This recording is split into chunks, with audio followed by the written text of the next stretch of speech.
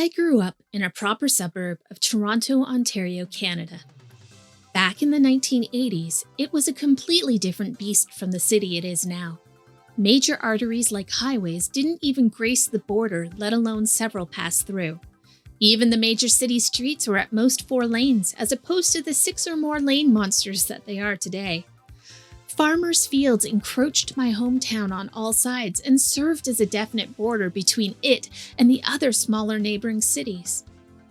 I would get upset with my father because his default answer to, "Where are you from?" was always Toronto. He figured no one would even have a clue of where our town was, let alone what it was like. In fact, back then, the town was so small that friends and family drove right through, not realizing they had driven too far and missed us. Anyway, we moved just in time for me to start grade 1. My school was well established, with a pretty large community for the times. It was a typical public elementary school, with kids from kindergarten age up to grade 6. The school was built of red brick, with a huge schoolyard populated by sets of climbers with slides, swings, and the now long dismantled fire pole. To the east and also the west were apartment buildings, townhouses, and a little strip mall with a convenience store that many of the older kids would run over to after school to buy bulk candy, like Coke bottles and sour watermelon slices or hot cinnamon toothpicks. To the north, across a busy road, there was a tobacco factory, which I think was demolished in the late 90s. To the south, the school faced the largest subdivision where I and most of my classmates lived. Directly to the right of the school, and actually attached to it, was a community recreation center. The rec center was home to an ice arena, used mostly for hockey teams, but also shared change rooms and a gymnasium with our school. It always made us kids feel pretty special in the winter when we could go ice skating for our gym periods. And of course, the snow piles the Zamboni left behind in the schoolyard were often made into slides during recess breaks. The rec center also rented out the gym during non-school hours for things like social clubs, brownies, and girl guides. It really was just a large empty gym with the normal wooden floor marked with lines for different games. It had a small kitchenette and storage or equipment rooms. The one long outside wall had these foldable climbers that more often than not were folded and locked against the wall. There was also a decent-sized curtained theatrical stage. And of course, the change rooms. I was an awkward kid, the one who wants so badly to fit in she sticks out and becomes a target for bullying. But despite the names, having assignments wrecked, and even physical aggression, I still had the unwavering childlike resilience and naivety to believe people would like me if I kept giving them the chance. Which is why, despite not fitting in, nor having any friends in the group, I found myself in grade 5 helping to decorate the change rooms and gymnasium for Halloween. And also why I would say I did twice the work of any of the other kids. I definitely was a keener. Our school had a tradition of putting on a big Halloween event for the whole student population, but it was mainly aimed at the younger grades. Parents would come and volunteer giving out vampire punch and inviting kids to put their hands in guts, which was just cold uncooked spaghetti, or a bowl of eyeballs, which were peeled grapes. And all the kids were encouraged to wear their costumes, compete in games for prizes, and get a little treat bag at the end. During setup, I was tasked with hanging black and orange streamers from the roof of the change room. Yes, no one thought twice about a 10-year-old girl climbing up and down a ladder in those days, alone. There was something ominous about the girls' change room when it was empty. I would imagine that the walls were so used to feeding on the sound and energy of mobs of kids, it was almost as if you could feel their hungering for more when you were alone. The change rooms weren't all that big, so when you were alone, you could easily see that there was no one else there. But were you really? Because that was perhaps the other most pervasive feeling in that room, that someone was always watching you. The sensation would come from all angles, as if they were circling you, inspecting every single tiny movement. Despite despite the near constant goosebumps running up my arms, I pushed through to finish my task because I knew failure would only diminish me in the eyes of my classmates, and I couldn't bear the thought of being even smaller. All right. I stumbled on the ladder, falling to the ground in a heap. Thankfully, I'd only been a step up. I twisted my head to take in every corner of the room. I swear I heard a voice. A rough, masculine voice. A voice that you know, even in a single syllable, it means no good. Could I have imagined it? Of course. I was already frightened. But it was so clear. So present. To reach the door, you had to take a narrow hallway from the main gymnasium. It was done that way so people couldn't peep when the door opened. I was glad for it when getting changed, but now it pressed in on me, like it might close off before I could escape. Finally, I got there and pulled the door open. Or I tried, at least. It wouldn't move. I strained. I used both hands. I even braced my foot against the wall to use the strength of both my arms and a leg. But the door wouldn't budge. My face burned with tears. I cried out to anyone who might be near. And then, as if I imagined the whole thing, the door swung open so easily I stumbled, landing on my backside hard enough to knock the breath out of me. A group of girls, perhaps I should call them the group of girls, for they were among my worst tormentors, stood outside. Seeing the obvious mess I was, they laughed their cruel, mocking laughs. Aw, did you have trouble with the door? Should we get your mommy? Were you scared all alone? I confess, my first instinct was to tell them what happened, as if they were friends who would listen and perhaps even believe me. But something kept me quiet. Looking back, I don't know if it was the realization of how cruel they were starting to sink in, or if I was afraid somehow talking about it would make it even more real. Either way, I just dashed past them out into the hall. I tried to convince my teacher I shouldn't participate in the Halloween activities. I can't recall everything I said, but I know I tried saying my parents didn't approve. A lie that she saw through immediately, since my parents' Halloween displays on the front lawn were near legendary. She said something about how I wouldn't be alone and how my mother was even going to be a volunteer. I don't know if she thought I was scared or if she had some idea I was being bullied. Either way, it was clear she wouldn't budge. And if my mom was a volunteer, I'd never get out of it. As I said, my parents were very big on Halloween. It would have been easier to say I was skipping Christmas dinner. That night, I slept with the light on and the covers pulled over my head, though to say I slept would be an exaggeration. When the following morning came, my mother got me up early so she could do my makeup. She'd made me a witch costume that just wouldn't be complete unless my face was green and I had a mole. I remember really liking the costume she'd made. Up until the events of the day before, I was excited about wearing it and going to school. Now, I couldn't escape the sense of dread. Is there something wrong with the costume? I shook my head. No, I just don't feel very good. My mom smiled, but not a warm or loving smile. More like the kind of smile that said she knew I was lying and was prepared to call me on my BS. She was one of those confusing mothers who seems ready to defend you against any harm the world sends, but also believes hardship makes you a better person. Her favorite mantra was the cliche, "What doesn't kill you makes you stronger." I'm sure you'll feel better once you're having fun at the Halloween party.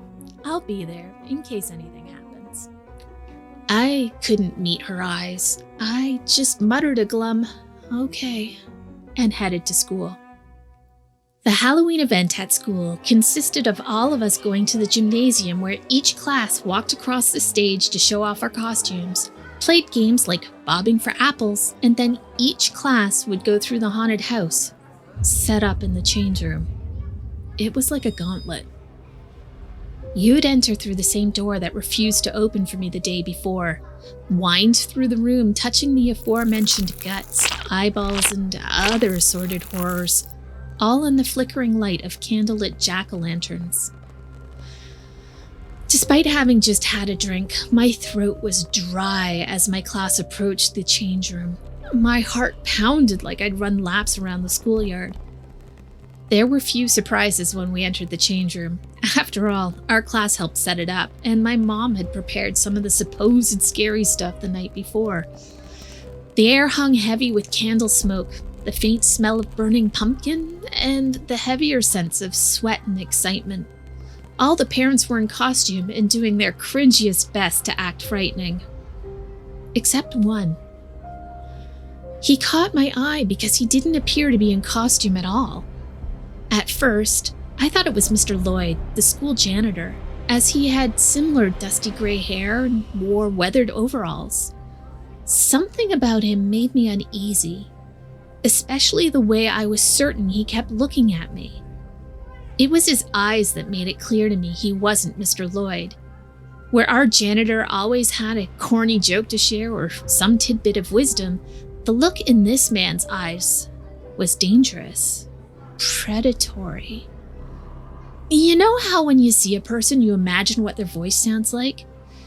This man matched the "hey" I had heard the day before. His expression, posture, and skulking movements all spoke of the same malice I had heard in that one simple word. I arrived where my mother, who was dressed in an embarrassingly similar witch costume to my own, was stationed.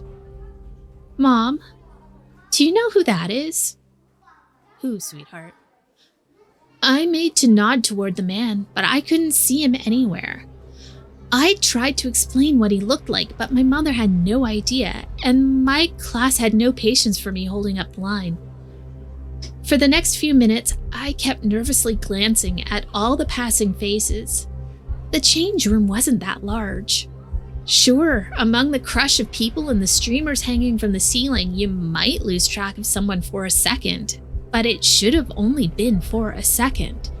If anything, the room felt so much smaller. The walls seemed to expand and contract like lungs taking breath. My forehead broke out into a cold sweat, turning my makeup into a sludge that oozed down my cheeks. I pressed forward, using what little room I could find to skip ahead and escape. I exited the change room and gulped the cool, open air of the gymnasium. Even with a few hundred kids, it felt like such a vast amount of space compared to the choking claustrophobia of the change room. I went to the bathroom to try and wash the remaining makeup off my face. As the festivities wound down, my teacher clapped her hands to get our attention and gather us to her. "Once everyone has cleared the gym, we need to clean everything up. The gym's been rented out tonight, so we can't leave it until tomorrow." She named a few of my tormentors and told them to start working on the change room. One of them eyed me. "But Amelia put all the streamers up. She should take them down too. Don't you think so, Amelia?"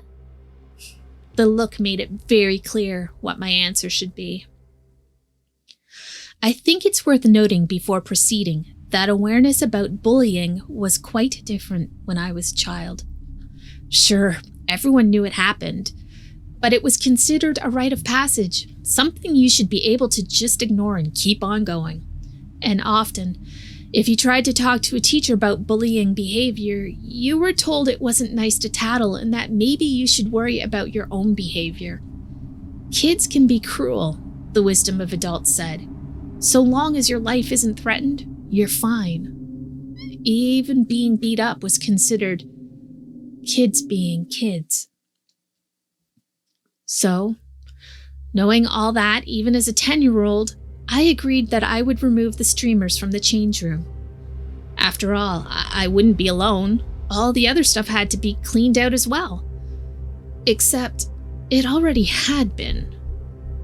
I guess while I was washing my face, the parents had decided to help us kids out by clearing everything. Except the streamers. Why couldn't they have taken the streamers down? Heck, the dads were tall enough, they didn't even need a ladder. Still, I said I would do it, and there was no backing out. I decided the easiest and fastest way was to use the ladder to just push up the ceiling tiles, allow the streamers to fall to the ground, and then collect them all off the floor. Thinking back on it now, I probably could have just used a broom handle to do the same thing, and it would have gone even faster. Hindsight. Still, fueled by fear, I made pretty quick work of knocking all the streamers down. I had gathered most of them into a pile when the lights went out. Now, if the change room had a standard light switch, this would almost be expected. But that prank was so old and so often played out, the city had replaced the light switches with the ones that required a thin metal key to switch them on and off.